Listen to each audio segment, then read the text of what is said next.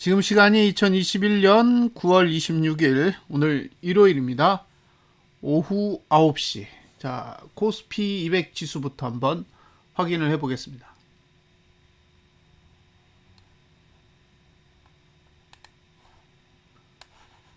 자,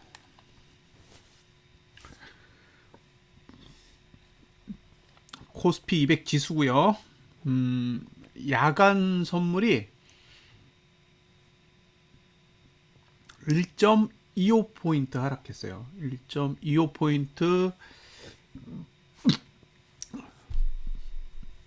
하락을 했기 때문에 409.84에서 1.25를 빼볼게요.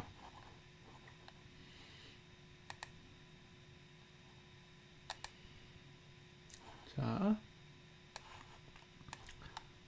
409.84, 409.84에서 1.25를 빼면 408.59 정도 됩니다. 그러니까 한 408.6 정도 잡죠. 예, 408.6. 그러면 자, 408.6.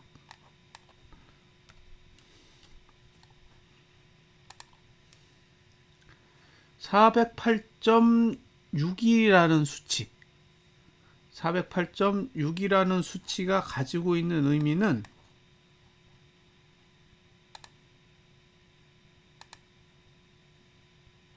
이렇습니다.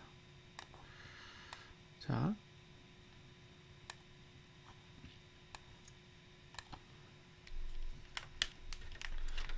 408.6.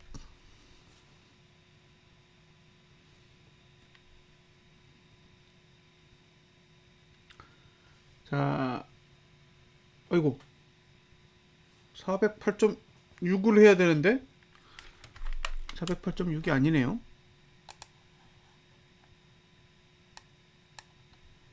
408.6 적용. 예, 이렇게 적용을 하면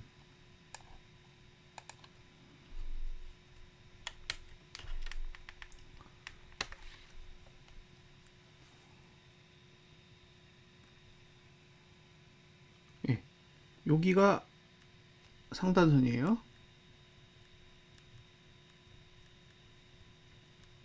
예, 매도가 가능한 위치고 여기가 하단선입니다.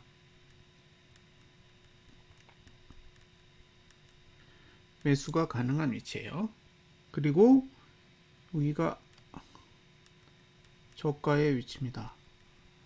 자, 여기가 고가고요. 그러면 고가에서 여기까지, 여기가 매도 영역이 되는 거고, 예. 자, 여기가 이렇게 해서 하단선이 이쪽에 있잖아요. 그러니까 매수 영역은 없는 거예요. 자, 계속 반복해서 설명을 드리고 있잖아요. 예, 안녕하세요. 계속 반복해서 설명을 드리고 있는데, 기본적으로 매도는 예, 고가와 상단선 사이고요. 매수는 저가와 하단선 사이의 공간입니다. 예, 이렇게 이용하는 게 보편적이고, 예, 이렇게 이용하는 게 좋아요. 고민 안 할 수 있다는 얘기죠.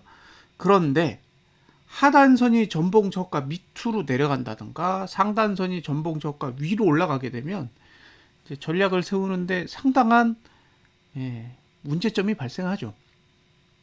그러니까 이제 생각이 복잡해질 수밖에 없어요. 다양한 케이스의 문제들이 발생을 하기 때문에 그런 경우에 이제 상당히 골치 아픈 문제들을 풀어 나가야 됩니다. 그러니까 지금의 408.6 월요일 시가가 만약에 이 정도가 된다고 하면 이 시가의 의미는 다음 달에 이번 달 저가를 지킬 의사는 상당히 줄어드는 거고, 반대로 다음 달에 이번 달 고가를 넘을 의사도 줄어드는 거예요. 네, 그래서 이렇게 흘러가게 된다면 이건 확실히 하방에 유리하게 작용할 것으로 보인다 라고 생각이 되는 거죠.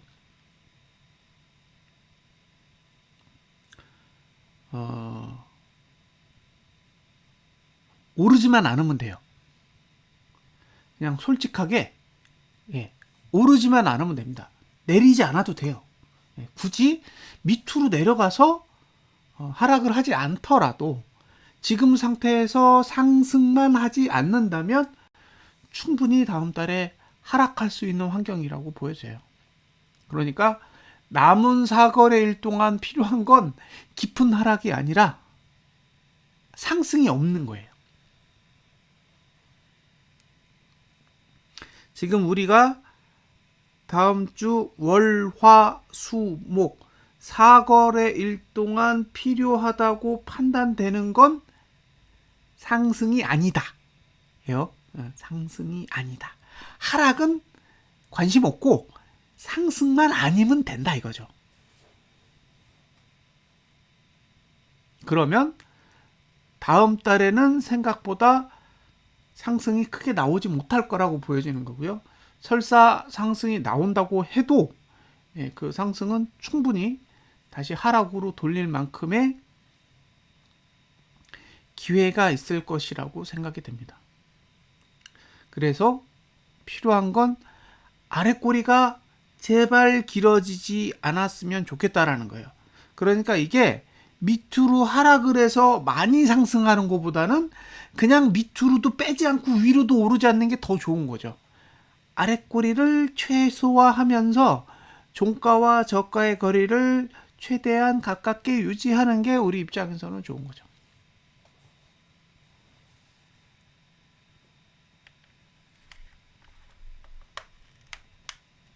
예, 지금의 월봉의 메시지로 봤을 땐 그러하다라고 생각이 됩니다.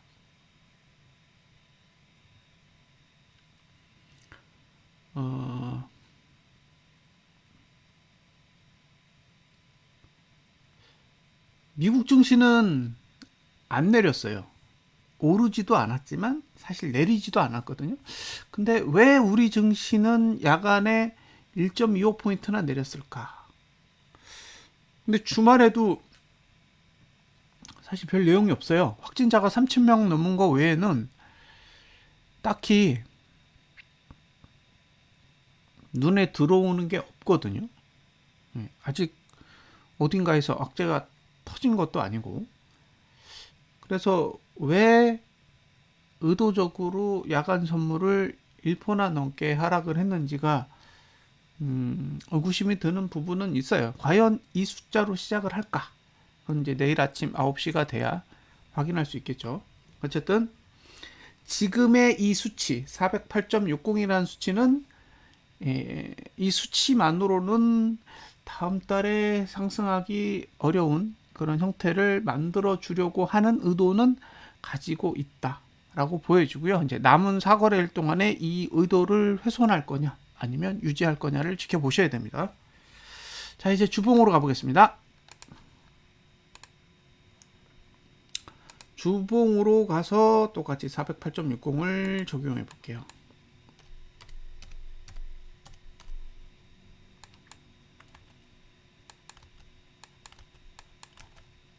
자, 이렇게 408.60을 적용했더니 이렇게 생겼어요.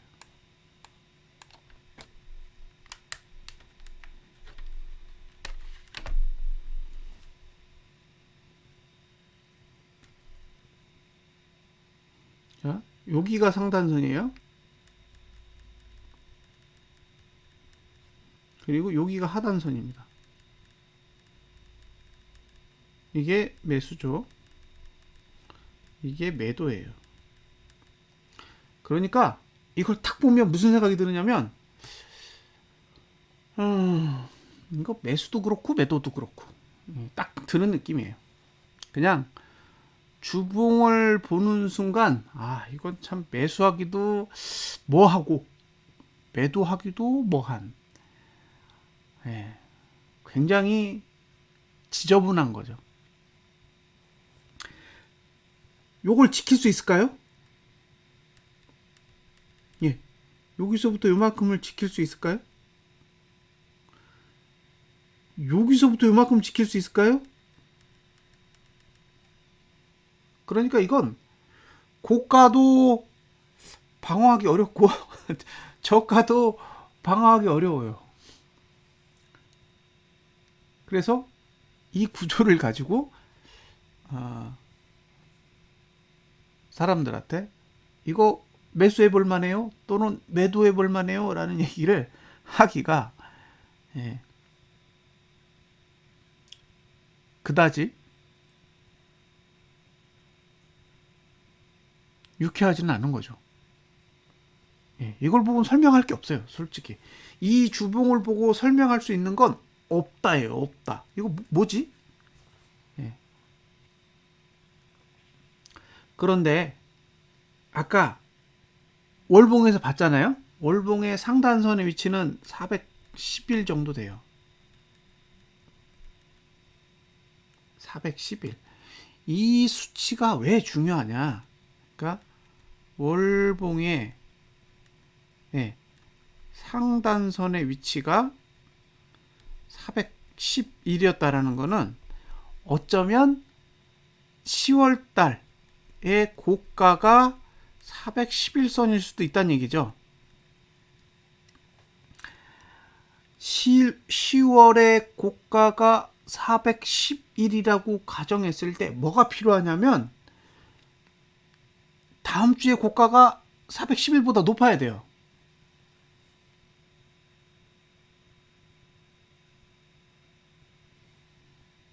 다음 주에 고가가 411보다 높으면 그 다음 주에는 고가가 낮아지는 거잖아요.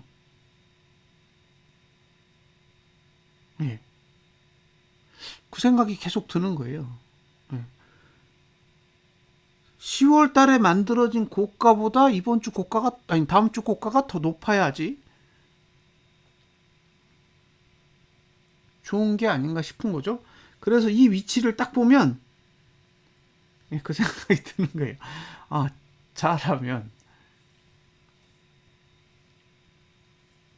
저 위치면 411보다 높으니까 10월 달에 고가보다 다음 주에 고가가 높다면 다음 주가 됐을 때 고가 투자 심리도는 한 단계 더 내려가게 되겠죠. 그래서 만약에 매도 전략을 고민하고 계시다면 최소한 411대는 넘어야 되지 않을까라는 게 제 개인적인 의견입니다. 411 정도는 넘어줘야 되지 않을까. 머릿속에 계속 그려지는 수치는 411은 넘어야 매도라는 걸 해볼 수 있을 것 같다라는 거고요. 매수는 잘 모르겠어요. 개인적으로 매수는 여기서 해야 될까? 만약에 해야 된다면 딱 일주일만 가능해요. 딱 일주일. 그러니까 수익이든 손실이든 딱 일주일의 시간 동안만 일단 홀딩해 볼 수 있으세요. 그러니까 내가 매수를 해야겠다라는 건 두 가지 의미를 가지고 있는 거예요. 지난주 저가를 붕괴하면 안 된다가 하나고요. 또 하나는 일주일, 5거래일 동안만 보유가 가능하다예요. 왜냐하면 월봉은 믿을 게 없어요. 매수자 입장에서 월봉은 도저히 믿을 수 없는 환경에 있기 때문에 결국 주봉만 믿고 거래를 하셔야 되니까 거래의 보유 기간은 일주일 정도로 잡으셔야 됩니다.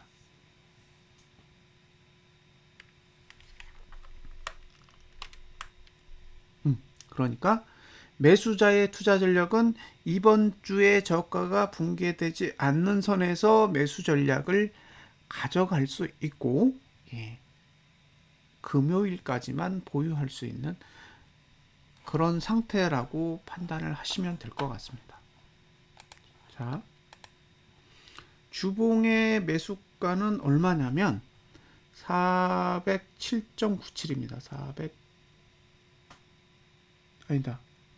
5죠 5. 408.12. 예, 408.12예요. 408.12. 매수할 수 있는 가격은 408.12 정도입니다. 그리고 매도가 가능한 위치는 412.47이에요. 그래서 혹시 매도 전략에 관심이 있으시면 최대한 이번 주 고가에 가깝게 붙여서 매도 전략을 가져가시고요. 매수 전략을 가져가실 거면 408대를 노리셔야 됩니다.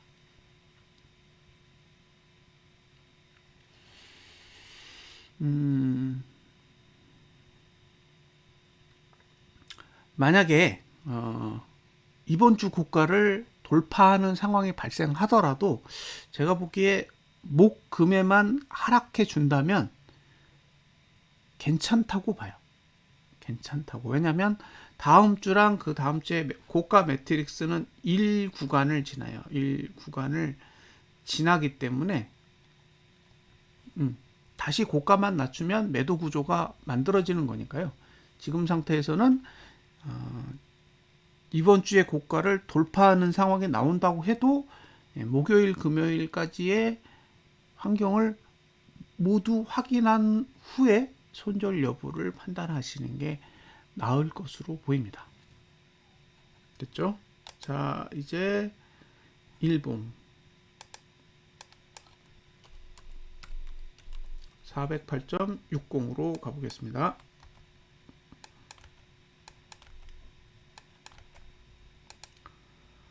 자, 408.60을 적용했더니 하단선이 활짝 열렸어요.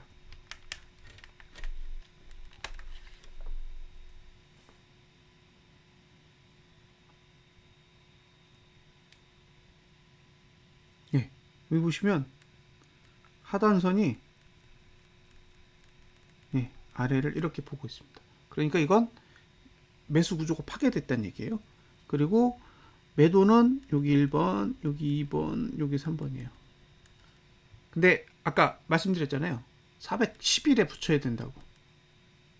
예. 그러니까 3번은 하지 않고 2번에서 1번 사이의 영역을 공략하시는 게 나을 것 같아요.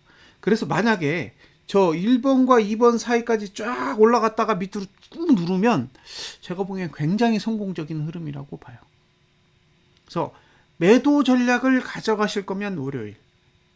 예. 월요일이에요. 매수 전략도 월요일, 매도 전략도 월요일입니다. 둘이 답을 내야 돼요. 자, 주봉의 저가를 붕괴할 거냐? 주봉의 고가를 돌파할 거냐는 월요일 날 승부를 봐야 됩니다. 그래서 매도자, 매수자 모두 월요일에 승부를 걸어야 되죠. 매수자는 주봉을 보셔야 되고 매도자는 일봉을 보셔야 됩니다. 자, 매도자가 활용할 수 있는 영역은 410.4에서 411.5예요. 예, 그러니까 410.4에서 최대한 411.5에 가깝게 붙을 때 매도를 한번 고민해 보는 게 어떨까 싶습니다. 자, 이렇게 해서 코스피 200 지수를 봤고요. 선물은 그냥 408로 해서 보겠습니다. 408.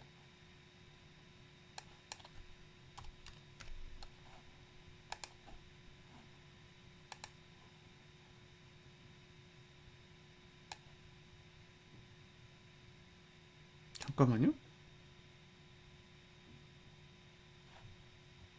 월봉.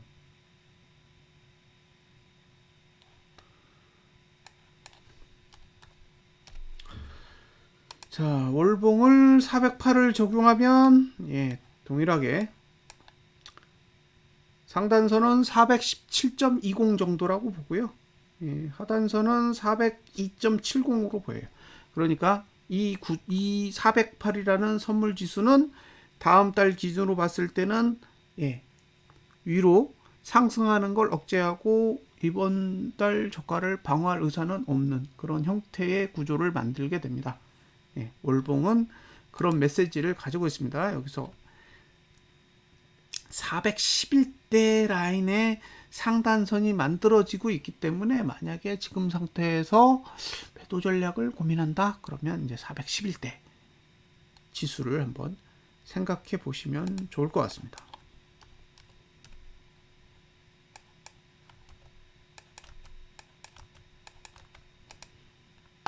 자, 주봉.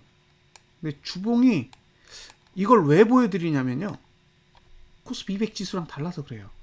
자, 선물은 407.35 정도예요. 하단선이 30. 30인데 이번 주 저가가 20이에요. 그러면 30에서 20 사이의 공간이 0.1밖에 안 된단 말이에요. 이건 못 지켜요. 예. 그러니까 코스피 200 지수는 지킬 수 있을 것 같은 환경인데 의외로 선물은 지킬 것 같지 않은 그런 형태를 가지고 있다라는 거죠. 그래서 조금 의아해요. 왜 선물은 코스피 200 지수보다 방어력이 떨어질까? 그러면 어쩌면 이번 주에 저가를 지키지 않을 수도 있겠구나라는 생각이 들고요.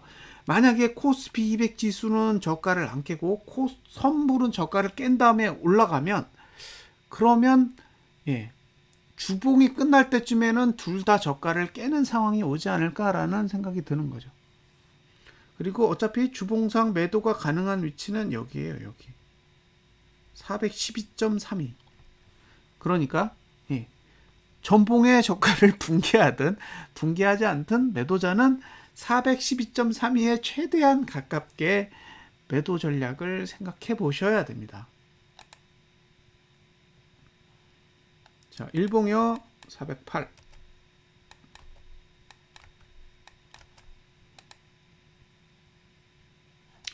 그런데 주봉을 보면 매도하기가 어렵잖아요.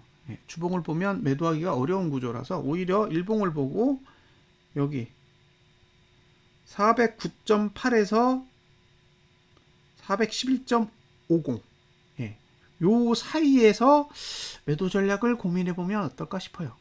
그러니까 선물 매도를 생각하시는 분은 409.8 411.5. 그럼 만약에 본인이 이제 풋을 들고 있단 말이에요? 그러면 고민을 좀 해보셔야 돼요. 그냥 밑으로 누르고 내려가면 완전 좋은데 이게 감아올리면 풀이가 다 죽어버릴 거란 말이에요. 주말을 지나면서 일단 풀이가 한번 죽고 그 다음에 지수가 플러스로 되면 또 죽을 거예요. 그래서 고민이 좀 필요해 보입니다. 제 생각에는 고민해 보셔야 돼요. 이게 충분히 되돌릴 수 있는 구조를 주봉이 가지고 있어서 만약에 외국인이 뭐 시작부터 선물 매도, 현물 매도를 막 퍼부으면 사실 일봉 따라 주봉을 누르면서 내려갈 수도 있겠지만 만약에 초반에 퍼붓지 않고 선물을 매수로 치고 들어온다면 오히려 410대에서 411.5 사이의 지수까지는 한번 끌어올린 다음에 다시 누르는 형태의 흐름이 나오지 않을까라는 조심스러운 상상을 해보게 되는 거죠. 지금 상태는 그렇게 생긴 것 같습니다.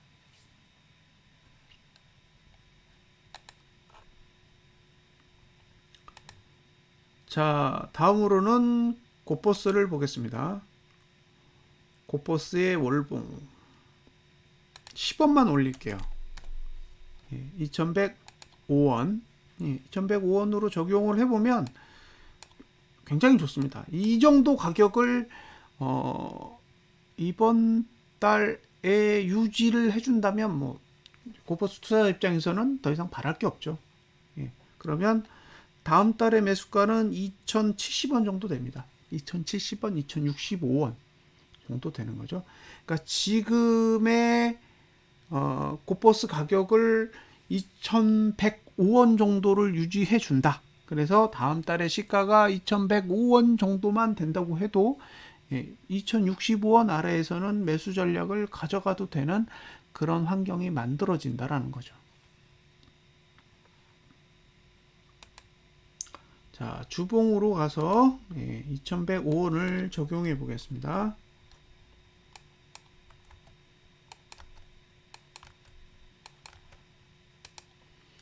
자, 2105원을 적용했더니 바로 머리 위에 상단선이 있어요. 여기 2110원, 15원. 그러니까 결국 다음 주에는 2110원 위로는 매수 안 하는 게 좋겠죠. 예. 다음 주에 딱 시가를 2105원에 찍으면 바로 5원이나 10원 위에 상단선이 위치하기 때문에 결과적으로는 홀딩 전략은 가져갈 수 있는데 신규 매수를 할 수 있는 그런 위치는 아니라고 보여져요. 그리고 반대로 최대한 2060원 근처로 접근을 할 때 매수할 만한 가치가 발생하는 거죠. 머릿속에 기억해야 될 건 2060원 아래가 매수자에게 적합한 가격이더라 라는 겁니다. 그러니까 그 가격을 생각하시고 접근하세요. 월봉은 매수할 가격이었고 주봉은 2070원. 그러면 머릿속에 고민이 없죠. 자, 이제 일봉으로 넘어가 보겠습니다. 2105원.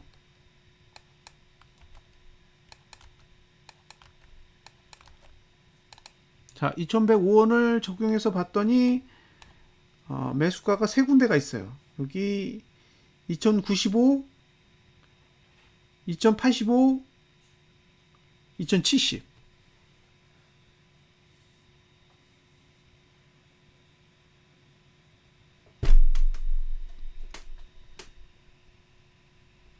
세 가격을 보고 선택을 하셔야 될 것 같아요. 제 생각엔. 이 세 가지의 가격을 가지고 선택을 하셔야 되는데 2095에 있는 건 좀 너무 공격적이죠. 주봉에서 누르고 있는 상단선의 위치가 상대적으로 낮기 때문에 2095에 매수해서 얻을 수 있는 이익은 그렇게 크지 않을 것 같아요. 그래서 최대한 2070에 접근하는 가격을 공략해 보시면 좋을 것 같고, 이 구조에선 월요일날 답이 날 것 같아요. 그래서 매수 전략도 신규로 들어가실 거라면 월요일에 한번 승부를 보시는 것도 저는 나쁘지 않을 것 같아요. 월요일에 승리하지 못하면 일주일 내내 서로 눈치 보면서 시간을 보내야 되는 상황이 올 거고요. 만약에 월요일에 상승해서 양봉으로 마감을 한다면 어쨌든 중요한 자리를 선점하는 그런 상황이라고 볼 수 있을 것 같습니다. 자, 이제 마지막으로 레버리지를 보겠습니다. 레버리지는 150원을 빼면 되거든요. 150원을 빼면 340원 정도 됩니다. 25,340원인 거죠. 그래서 25,340원을 적용해 보겠습니다. 그랬더니 월봉이 그다지 멋지지 않아요. 그래서 월봉은 볼 게 없습니다. 월봉의 구조로 봐서는 이거는 망한 차트예요. 지금 레버리지 입장에서 월봉의 구조는 거의 망했다고 봐도 무방할 정도의 형태를 가지고 있습니다. 그래서 월봉은 패스. 자, 이제 주봉으로 가겠습니다.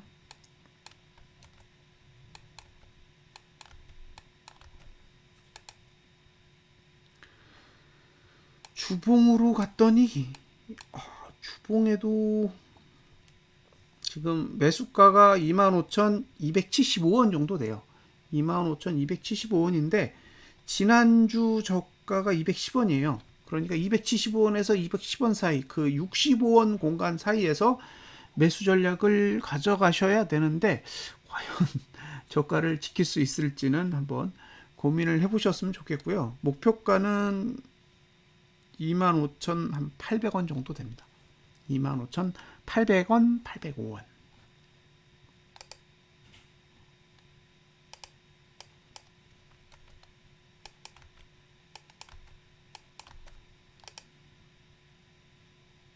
일봉은 매수 전략을 사용할 수 없죠. 그러니까 매수 전략은 주봉만 가능한 거예요. 주봉에서 지난주 저가를 깨는지 안 깨는지만 보시면 되는 거죠. 그래서 지난주 저가를 깼다.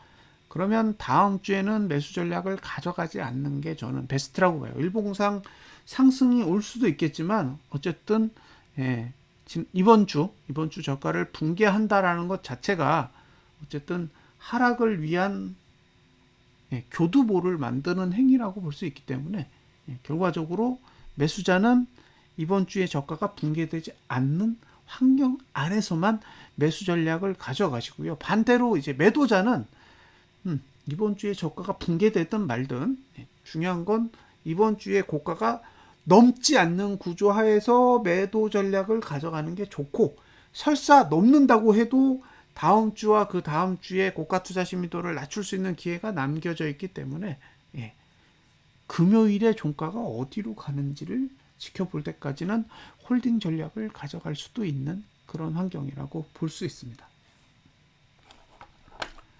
자, 여기까지 일단 차트에 대한 이야기를 드렸고요.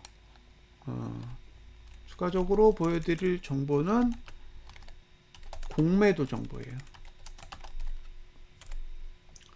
그래서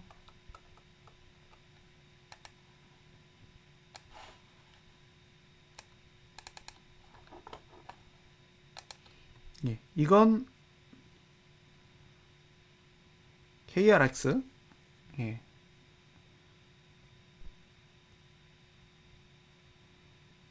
정보 데이터 시스템에 있는 자료를 직접 연결해서 보는 거니까요. 관심 있으시면 한 번씩 찾아서 보세요. 이걸 보여드리는 이유가 있어요. 자, 공매도가 재개된 시점, 그죠? 5월 3일입니다. 5월 3일. 그래서 5월 3일부터의 누적 데이터를 한번 보여드릴게요. 이걸 왜 기억하셔야 되냐면요. 외국인이랑 기관이랑 개인이 매일매일 거래를 하잖아요. 그러니까 우리가 눈으로 보는 거래 내역이 있고, 이건 백도어에서 돌아가는 거래 내역이란 말이에요. 근데 이게 왜 중요하냐면요. 자, 지금 5월 3일부터 지금 9월 26일까지 어느 정도의 돈을 누적했는지를 한번 보겠습니다.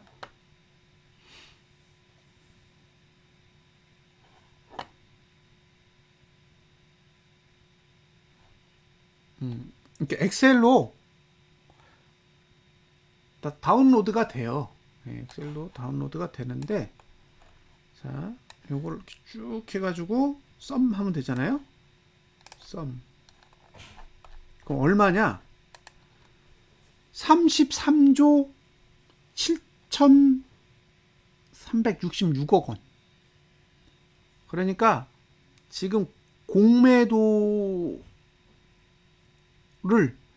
외국인이 현재 보유하고 있는 금액이 33조 7천억 원이라는 얘기죠. 공매도로 들고 있는 물량이 33.7조 원이 있는 거예요.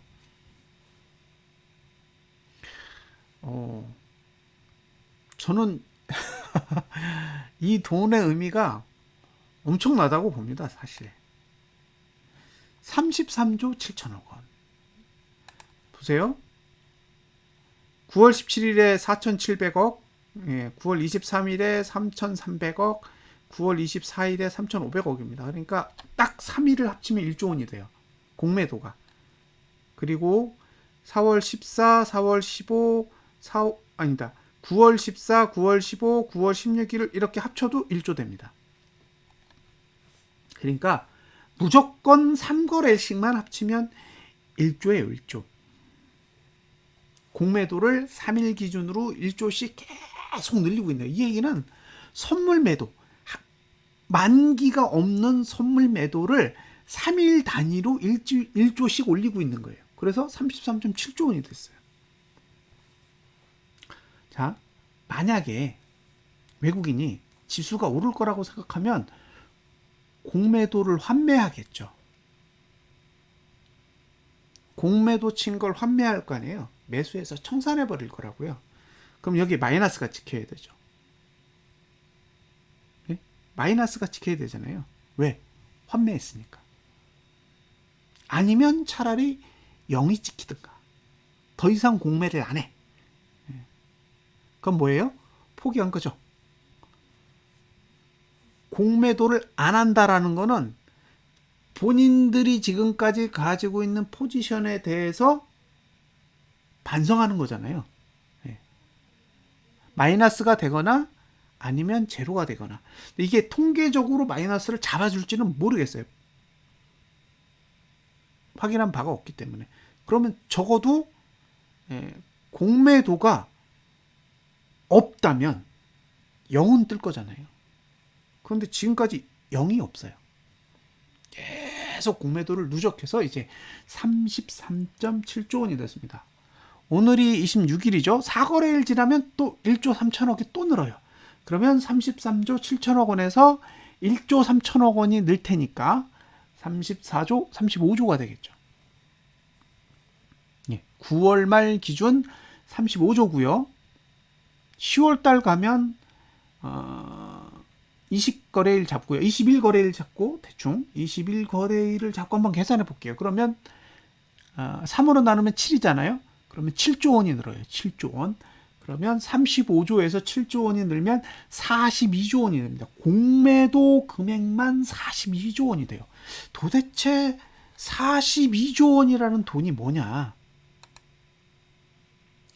42조. 뭐 이게 머릿속에서 수치가 계산이 되시나요?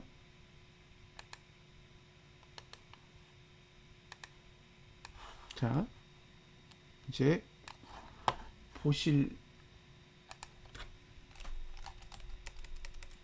자료인데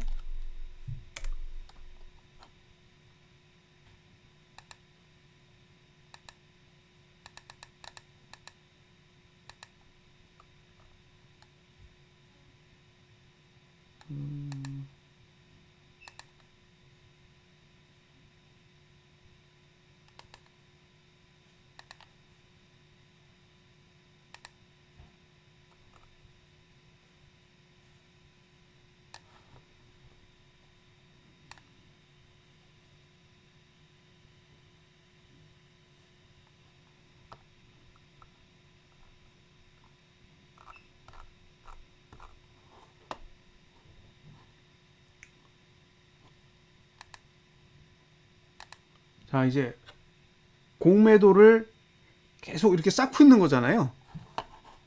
예. 공매도 금액 쭉 쌓고 있어요. 삼성전자, 우두, 예. 공매도 많이 했네요.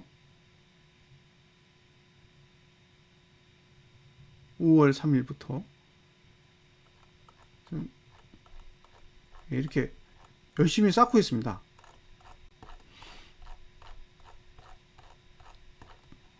자, 도대체 33.7천억 원이 어떤 돈이냐? 올해 1월부터요. 올해 1월부터 지금까지 외국인이 팔고 나간 돈이 27.4조예요. 예. 외국인이 1월부터 9월 26일까지 팔아버린 주식의 금액이 27.4조라고요. 그런데 공매도가 33.7조예요. 그러니까 무슨 얘기냐? 매도한 금액보다 더 많은 돈을 들고 있어요. 매도했던 금액보다 앞으로 환매를 해야 될 돈이 더 많다고요. 예, 안녕하세요.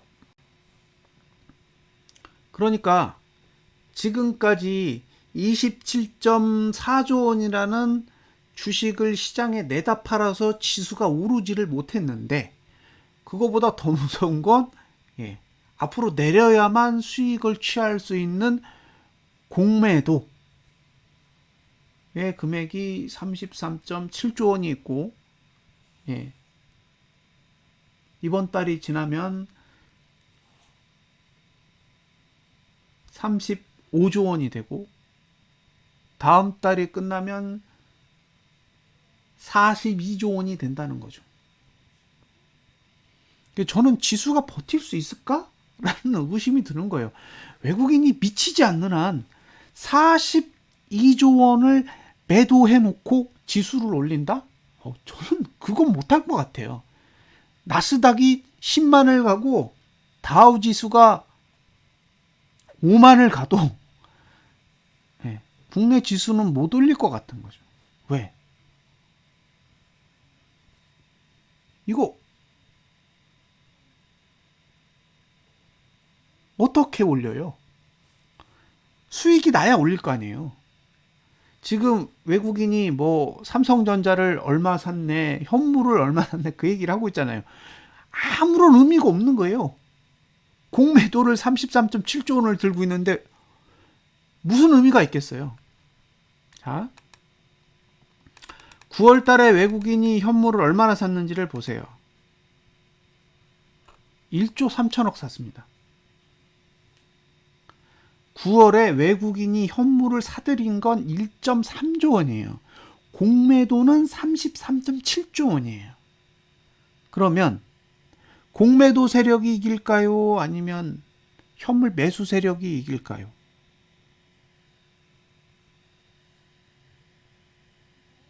아무리 생각해도 공매도가 질 수가 없죠. 파이가 너무 커요. 1.3조와 33조와의 게임이 이게 성립될 수가 없잖아요. 그리고 지수를 올리든 내리든 외국인은 반응하지 않아요. 오로지 공매도만 3,300억 원씩 계속 쌓고 있어요.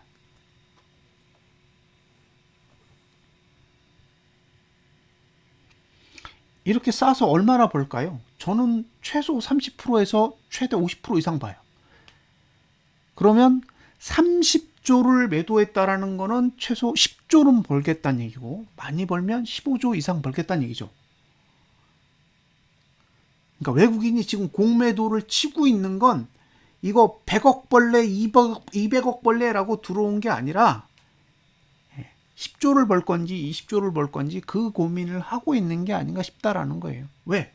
만기가 없으니까. 계속 쌓는 거예요. 그럼 다음 달 끝나면 42조까지 쌓여. 그러면 42조면 30% 벌면 얼마죠? 12조. 12조고 50% 벌면 20조 넘어요, 이제. 지수를 올려서 얼마나 벌 수 있을까요?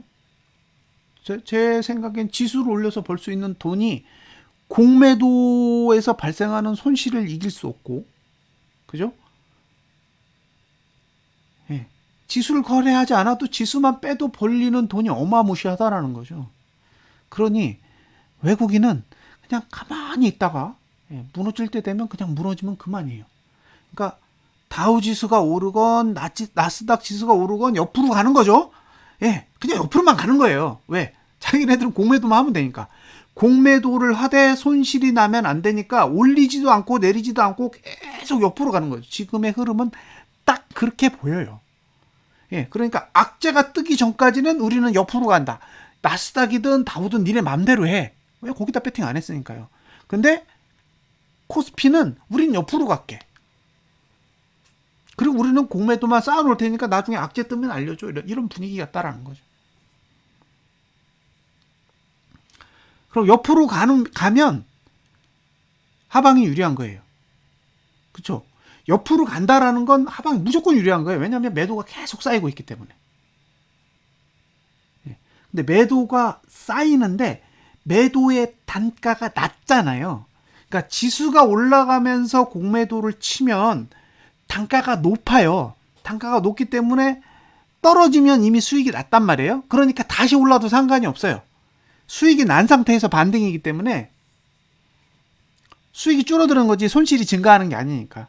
그런데 지금 계속 횡보하면서 공매도를 치면 공매도의 단가도 낮기 때문에 결과적으로 올라가면 손실이 돼요. 그러니까 횡보하면 횡보할수록 공매도 세력들의 공매도 단가가 낮기 때문에 상승의 여지는 점점 줄어드는 거죠. 그래서 차트를 보면 뭐 월말까지 얼마든지 상승할 수 있어요. 사거래일 남았으니까 월봉을 양봉으로도 바꿀 수 있다니까요. 근데 과연 33.7조 원의 공매도를 들고 있는 외국인의 입장에서 선물 매수 얼마 들고 있는지 아세요? 선물 매수 보여드릴게요. 자, 선물 2천억 원 들고 있어요. 외국인이 지금 들고 있는 선물 매수의 금액은 2,208억 원입니다. 야간 제외하고. 그리고 9월 10일, 9월 9일이었나요? 마지막 날 종가에 만기 청산되고 나서 1,500억을 매도 쳤어요. 그러면 여기서 1,500억을 빼야 되거든요. 그럼 700억 남았어요. 자, 외국인이 현물은 1.3조를 샀습니다. 그리고 선물은 700억 들고 있어요. 근데 33.7조 원의 공매도를 들고 있는 상황에서 지수를 올린다? 누구를 위해서요? 설사 올린다라고 해도 그 폭이 제한적일 가능성이 높은 거죠. 왜? 선물 매수로 돈을 벌 게 없고 공매도로는 수익이 줄고 현물 매수로 1.3조 가지고 공매도의 손실을 감당하기 어려워요. 그러니까 미친 듯이 선물 매수가 들어오지 않는 한 공매도는 큰 폭의 상승을 주기는 어려워 보인다라고 생각이 드는 거죠. 그래서 우리 증시는 어쩌면 옆으로 갈 거다. 우리 증시는 계속 옆으로 가다가 뭔가 악재가 뜨면 공매도 세력은 그걸 이용해서 자기네들의 수익을 극대화하는 방안으로 움직일 가능성이 있지 않을까라는 게 제 추측입니다. 그게 뭐 미국에서 발생할 수 있는 악재일 수도 있고요. 아니면 지금 한참 뜨거운 헝다일 수도 있고. 그러니까 헝다가 우리나라 경제에 어떤 영향을 미치느냐가 아니라 공매도 세력 입장에서 헝다라는 이슈가 뜨거운 감자가 될 수 있느냐가 관건이겠죠. 예, 아빠 소주님 안녕하세요. 그러니까 생각의 관점이 다른 거예요.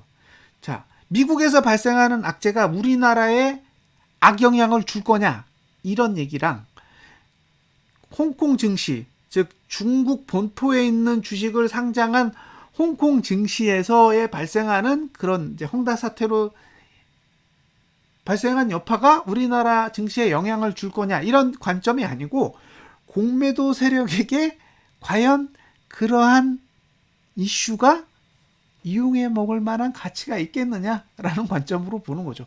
만약에 그들이 이용해 먹을 만한 가치가 있다라고 판단되면 움직이지 않겠어요?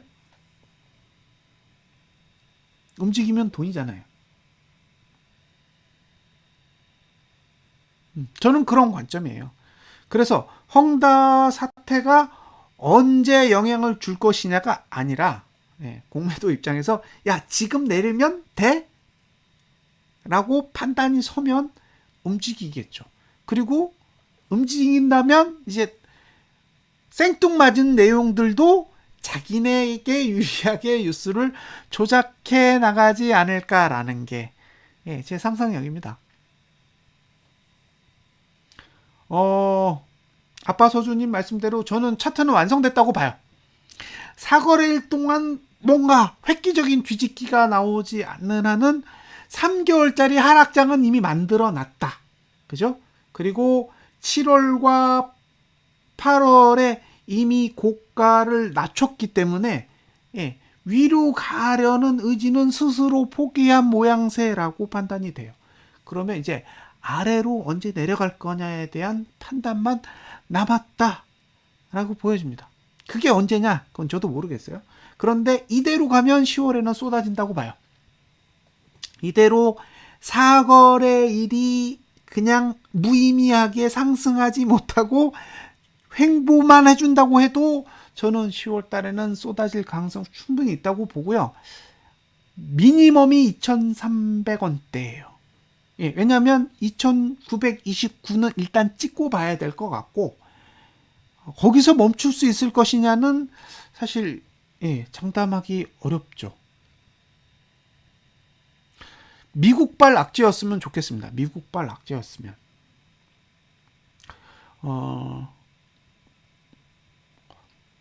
헝다는 저는 개인적으로 망했다고 봐요. 이미 망한 상태다. 왜냐하면 돈이 없어요. 기업이 돈이 없다라는 건 망한 거잖아요. 그럼 이제 정부에서 망한 걸 자기 걸로 만들 거냐? 아니면 완전히 망가질 때까지 기다렸다가 손을 볼 거냐? 그 차이만 남겨져 있는 거지. 헝다 자체는 이미 자동차건 뭐건 다 망한 상태라고 보여집니다. 그런데 발표를 안 하죠. 그러니 우리는 기다려야죠. 발표할 때까지. 다른 언론에서 발표를 해주든 아니면 자기네가 발표를 하든.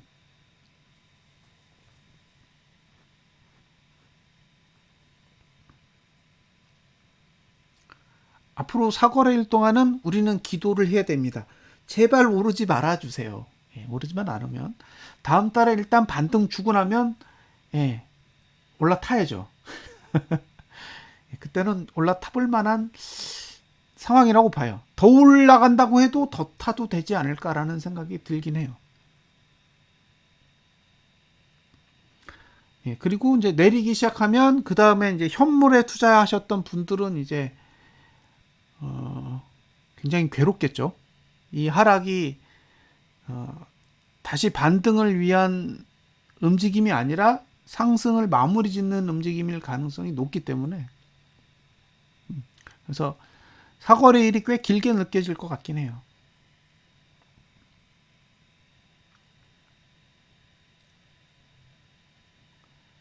혹시 하락에 투자하고 싶다. 애매해요. 하락에 투자한다 라고 했을 때 보이는 자리는 내일 아니면 수요일이에요. 그러니까 매도를 딱 할 수 있는 두 번의 기회가 올 거예요. 내일 그리고 지난주 고가를 넘게 된다면 수요일.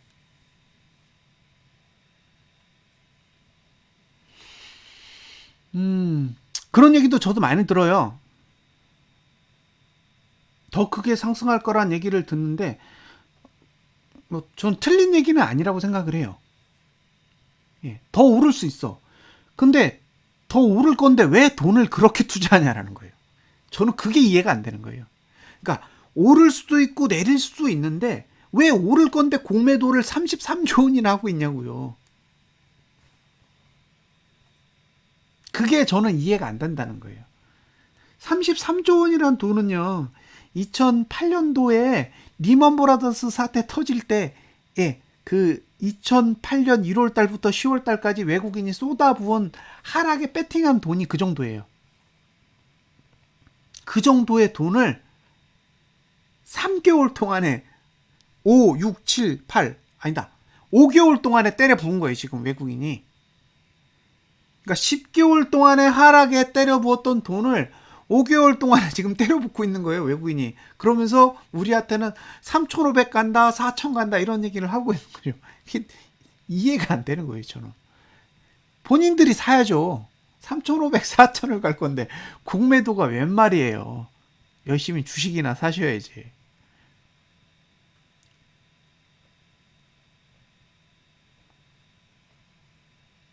그러니까 지금 이제 저는 차트를 가지고 설명을 하고 있잖아요. 어차피 이 띵글이라는 프로그램을 만들어서 판매를 하는 입장에서는 차트를 분석하는 툴인데 차트를 가지고 얘기하는 것밖에는 방법이 없어요.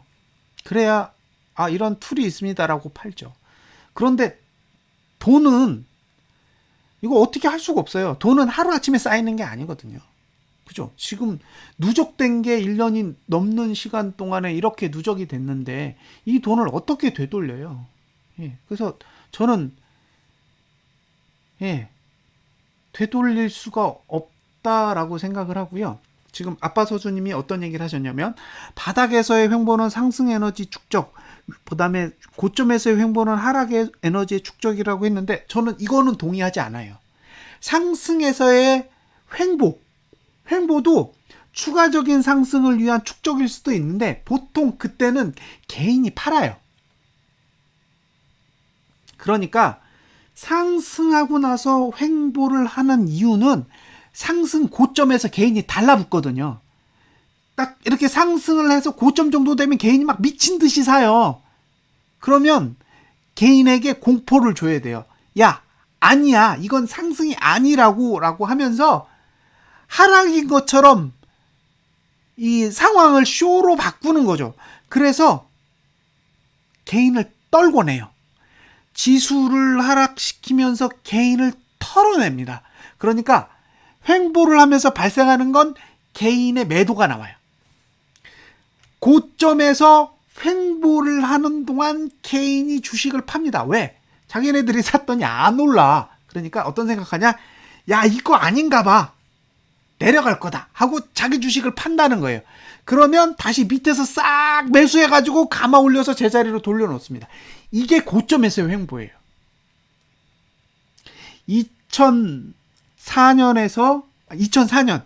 2004년의 횡보, 그 다음에 2006년의 횡보를 잘 보시면 다 개인이 매도해요. 그러면 그 다음에 상승이 또 오는 거죠. 그래서 상승할 때 매집하고 횡보할 때 개인 떨궈내고 다시 상승하고 횡보하면서 개인 떨구고 그런 식으로 올라가는 거예요.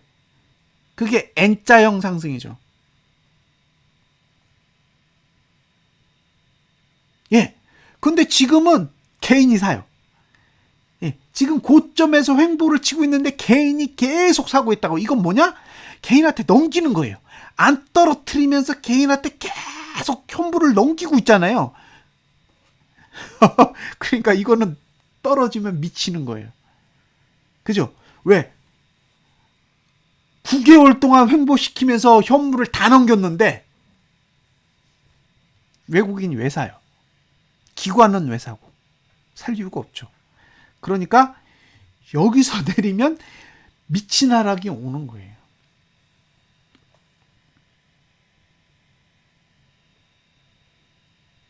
그래서 사실 저는 고버스를 들고 있지만 아무런 생각이 없어요. 힘든 건 횡보가 힘들어요. 횡보는 진짜 힘듭니다. 아, 이거 언제 내리지?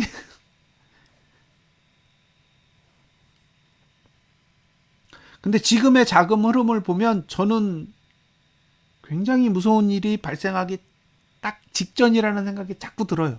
왜? 이렇게 큰 돈을 개인한테 줄 리가 없어요. 지금 역사적으로 2000년 이후에 개인에게 100조를 준 적이 없어요. 저는 외국인이 50조 산 건 봤어요. 예, 외국인이 현물을 50조 원 산 거는 봤단 말이에요. 그게 리만 브러더스 터지고 난 이후에 50조 샀어요. 1년 동안에. 2003년도에 대세 상승 시작할 때는 20조 샀습니다. 그런데 2009년도 상승할 때는 50조를 샀어요.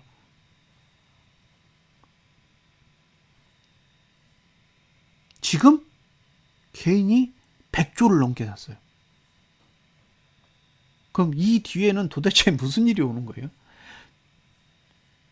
그러니까 저는 이제 노코멘트예요. 그러니까 저는 지수가 오를 수 있다고 봐요. 지금까지도 올라왔고. 근데 지수가 올라도 고버스를 팔 생각은 없어요. 예. 이 구조에선 딱 한 달만 내려도 충분히 손실을 커버할 수 있을 만한 하락이 올 거라고 봐요. 그러니까 여기서 5% 물리든 10% 물리든 관심이 없어요.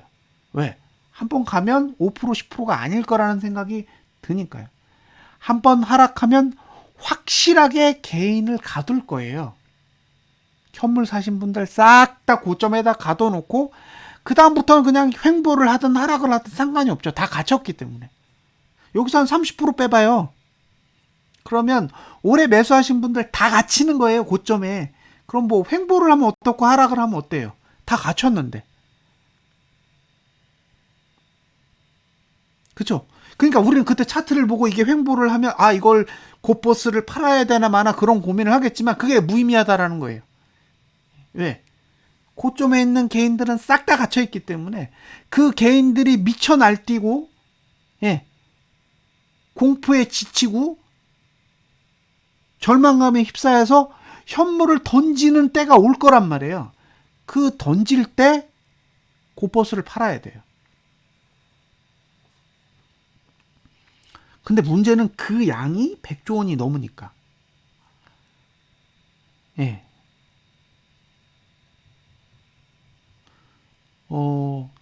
사실 7월 달은 고민 진짜 많이 했어요. 예. 7월 달에는 고민 많이 했습니다. 머리가 아팠어요. 6월 달에 양봉을 그려놔서 머리가 깨지는 줄 알았어요. 근데 지금 이 정도는 굉장히 곧버스에게 양호한 흐름을 그려주고 있다라고 보여집니다. 사거래일 남았어요. 예, 사거래일.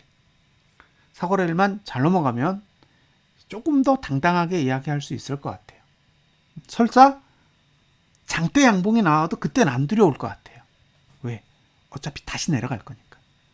예, 그리고 다시 내려가면서 이번 달 저가만 붕괴하면 제가 보기엔 2929까지는 충분히 내려갈 수 있는 에너지를 가지고 있다라고 봐요. 그리고 내려가는 동안에 외국인이 선물 매도를 때렸다. 그러면 멈추지 않을 겁니다. 이 하락은 멈추지 않을 거고 거기에 트리거가 될 만한 뭔가 악재만 하나 던져주면 나름 좋은 흐름이 나오지 않을까 싶어요. 그때가 되면 제가 여러분들에게 띵글 하나만 사주십시오 부탁을 드릴 겁니다. 예. 근데 지금은 아니에요. 지금은 뭐 지수가 내리지도 않고 곧버스에 별로 수익도 나지 않은 상태인데 아무리 툴에 대해 얘기를 해봐야 공감하기 어렵다고 봐요. 그러니까 지금은 같이 그냥 방송을 즐기고 예, 이런 분석하는 방법에 대해서 공감하는 수준으로 접근을 했으면 좋겠고요. 실제로 이게 정말로 분석하는 의미가 있고 거래에도 도움이 된다라는 이제 판단이 드시면 그때는 이제 저도 좀 얘기하기 편할 것 같고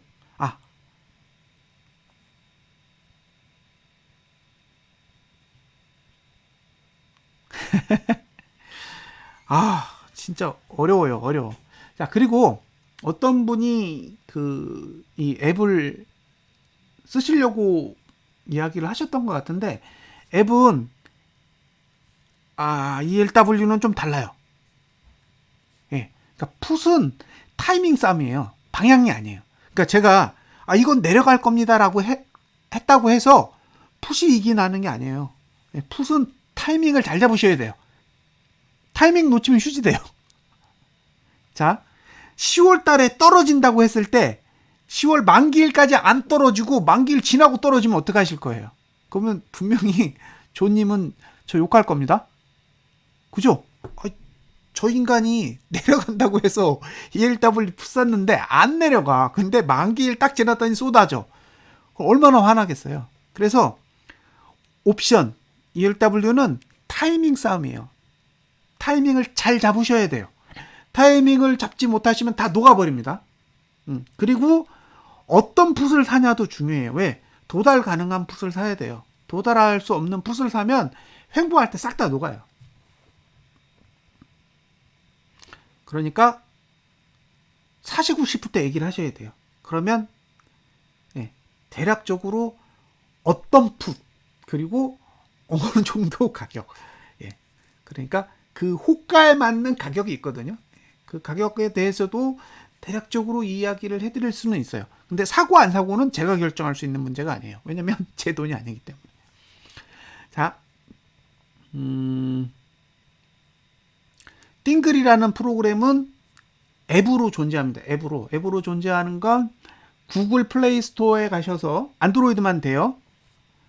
예, 안드로이드만 되는데 띵글 스톡이라고 검색을 하시면 되고요. 그 검색을 해서 다운로드를 받으시면 체험하기가 있어요. 그 체험하기 누르시면 그냥 체험해 볼 수 있어요. 사용해 보실 수 있는데 단 저희가 만든 앱은 유안타증권 API로 돌아갑니다. 그래서 유안타증권 계좌를 트셔야 돼요. 비대면 계좌 만들기 하셔서 유안타증권 계좌를 만드시고 그 홈페이지에 가시면 API 신청하는 게 있어요. 예, API를 신청하셔야 돼요. 그래서 API를 신청하시고 나서 저희 앱에 실행을 하면 유안타증권 로그인 창이 뜹니다. 거기다가 로그인 정보 넣으시면 작동돼요. 그래서 한번 써보세요. 써보시고 저희가 지금 이렇게 방송하고 있잖아요. 방송한 걸 그 진짜 차트를 한번 보세요. 보시면 고버스 가격이 여기가 매수고 여기가 매도고 이거 보이세요. 예, 보실 수 있습니다. 그래서 한번 좀 보셨으면 좋겠어요. 예, 직접 보고 그리고 제가 올린 동영상이랑 비교해서 보시면 왜 저 사람이 고버스 가격을 저 정도에서 매수하라고 했는지를 여러분들도 확인할 수 있으세요. 그 확인하고 나면 별거 아무것도 아니에요. 예, 이게 저만 갖고 있고 여러분들은 가지고 있지 않은 차트라는 것 때문에 이게 뭔가 달라 보이고 특이해 보이는 것 뿐이죠. 그냥 여러분도 보시면 거기에 하단선이 있네 그렇게 보실 수 있어요. 저는 달러 쪽은 잘 모르겠어요. 그러니까 달러 쪽은 본인이 판단을 하셔야 되고 지수가 하락을 해도 상관없는 시점이지만 어쨌든 미국장은 계속 버티고 있잖아요. 지금 저는 국내 지수는 이미 다 포기했다고 봐요. 근데 미국장은 아직 포기하지 않았으니까 미국이 당기고 우리나라는 내리면 우리는 횡보하는 수밖에 없다고요. 그래서 어쩌면 우리는 횡보를 할 수가 있을 텐데 횡보를 하다가 만에 하나 건수를 하나 잡으면 그때는 미국 증시를 내리면서 우리 증시도 같이 내려주지 않을까라는 생각을 하는 거죠. 제 입장에선 이 도구가 사용할 만한 가치가 있다라는 것만 증명하고 싶어요. 그게 증명되기 전에는 팔 수 없어요. 왜? 어차피 쓰면서 불만이 더 클 테니까. 그래서 불만이 없으려면 실제로 이게 충분하게 이용 가치가 있다라는 걸 공감하셔야 돼요. 공감하실 수 있도록 계속 방송을 하는 거고 저는 방송을 하면서 잘못된 방송도 꽤 많이 있고 그 다음에 성공적인 방송도 있고 그래요. 그러니까 그건 어차피 제가 결정할 수 있는 게 아니잖아요. 방송은 이미 찍었고 제가 얘기하는 건 과거에 대한 이야기를 하는 게 아니라 늘 미래에 대한 이야기를 하고 있는 것이기 때문에 결과적으로 지나고 보면 유의미한 동영상도 있고 무의미한 동영상도 있고 굉장히 나쁜 동영상도 있어요. 그런데 이게 최종적인 결과에 갔을 때 정말로 유의미한 결과가 나올 수 있다면 그러면 지난 시간 동안에 어떻게 보면 나쁜 동영상이고 무의미한 동영상이라고 생각했던 동영상들도 어쩌면 훗날에 재해석될 수 있는 그런 기회를 얻을 수도 있지 않을까라는 생각을 하는 거죠. 그래서 저는 솔직히 말씀드리면 여기 이제 오래되신 분들도 있는데 절대 말을 바꾸지 않습니다. 욕은 먹어요. 근데 말은 안 바꿔요. 그러니까 저는 제가 분석한 걸 뒤집지 않습니다.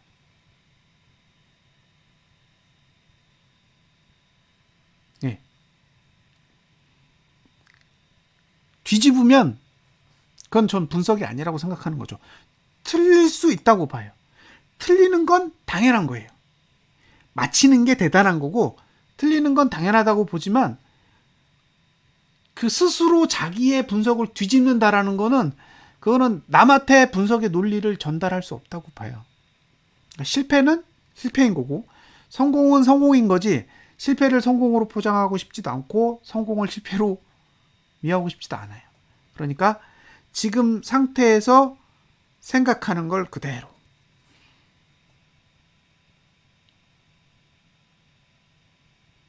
1600을 가면요 한 8,000원 갈 거예요. 8,000원 정도 갈 것 같아요. 거기서부터 그러니까 작년에 1,400대 찍을 때 12,800원이었어요. 12,800원. 근데 12,800원이었는데 여기서 중요한 건요. 중간에 1,900원을 까먹었어요. 그러니까 삼성 자산운용이 이렇게 뒤로 빼먹었어요. 그래서 최소한 8,000원 이상은 가지 않을까 싶어요. 1,600을 간다면 예, 그 정도 이상은 가지 않을까. 최소한 300 가면 4,000원은 넘어갈 겁니다. 지수로 300을 가면, 그러니까 이게 조님이 고민하셔야 될 게 뭐냐면 고버스는 코스피랑 연동 안 돼요. 그것만 아시면 돼요. 고버스는 코스피 지수랑 연동되는 상품이 아니기 때문에 코스피 지수로 환산하면 안 돼요.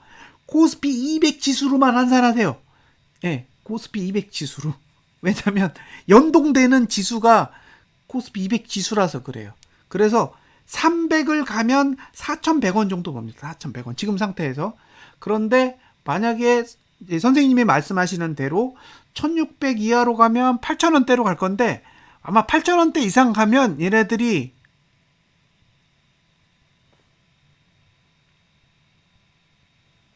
스위칭 하게 되면 해야죠. 어차피 곧바로 더 이상 돈 못 벌면 레버 사야 되잖아요. 예. 그게 언제 올지는 저도 모르겠어요. 근데 사야 될 날이 오면 사야겠죠. 그리고 이제 복수전을 해야죠. 레버로 못 벌었으니까 레버로도 한번 벌어봐야죠. 자, 그리고 지금 저희 그 채팅방이 있잖아요. 예, 채팅방에 오셔서 바닥에서는 대형주를 사야겠죠. 아닐까요? 저는 지수가 오른다 그러면 그냥 대형주 사면 될 것 같은데. 시가총액 10위 안에 있는 종목 사면 될 거잖아요. 금융지주요? 금융지주는 시가총액 10위 안에 안 들어있잖아요. 걔네들이 지수를 끌고 올라가지는 않을 거예요. 특히 이번에 오면 금융위기가 올 텐데. 아닐까요? 저는 종목의 위기는, 그러니까 주식의 위기는 올 거라고 생각하지 않아요. 왜냐면 우리나라 기업들 너무 좋아요.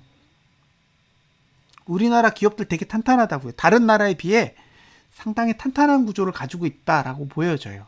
그런데 금융은 전혀 다른 문제잖아요. 금융은 환율 때문에 영향을 받는 거라. 그러니까 금융 위기가 오는 건 환율 때문에 오는 거지. 회사의 매출이나 은행의 뭐 그런 거랑은 상관없을 거예요. 뭐 레버리지가 제일 속 시원하겠죠. 사실 지수 오르면 레버리지는 무조건 올 거니까. 어쨌든 지금은 고버스 투어 중입니다. 답이 없어요. 그냥 손실이 나도 고버스에서 손실이 날 거고 수익이 나면 고버스에서 수익을 내보겠습니다.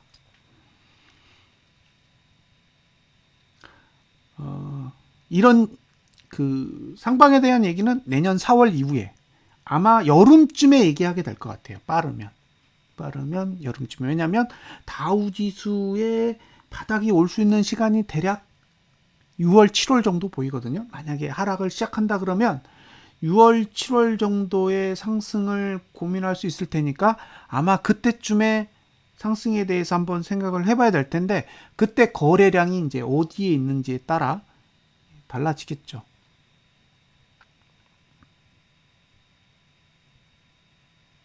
올해 내에 좀 한번 쏟아져 줘야 저도 열심히 띵글을 팔고 네, 띵글 팔아서 생기는 돈으로 또 투자금을 더 늘려보죠.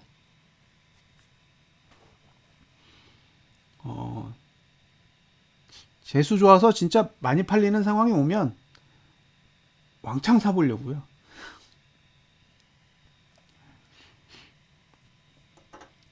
어쨌든 지금은 계속 지켜볼 수밖에 없고 남은 사거래일 동안 제발 오르지 않았으면 하는 바람이 있습니다. 사실 개인적으로. 여기 방송에서는 상방을 보시는 분들도 있고 하방을 보시는 분들도 있으니까 제가 무조건 떨어져라 아니면 무조건 올라라 라는 이야기를 하는 건 적절치 않다라고 보여지고요. 왜냐하면 상방 하방을 보시는 분들이 편안하게 동영상을 보시는 게 목적이니까요. 근데 이제 개인적으로는 고버스에 투자를 하고 있으니까 4일 동안 안 올라줬으면 좋겠다. 지금은 차트대로 움직이진 않고 있으니까 인정해야죠. 차트대로 움직이질 않고 있는데 차트가 좋으니 나쁘니 해봐야 아무 소용이 없는 거죠. 그런데 어쨌든 돈이 빠져나가면 차트로 회귀하는 현상이 발생하기 때문에 그 회귀하는 힘을 이용해서 돈을 벌어봐야죠.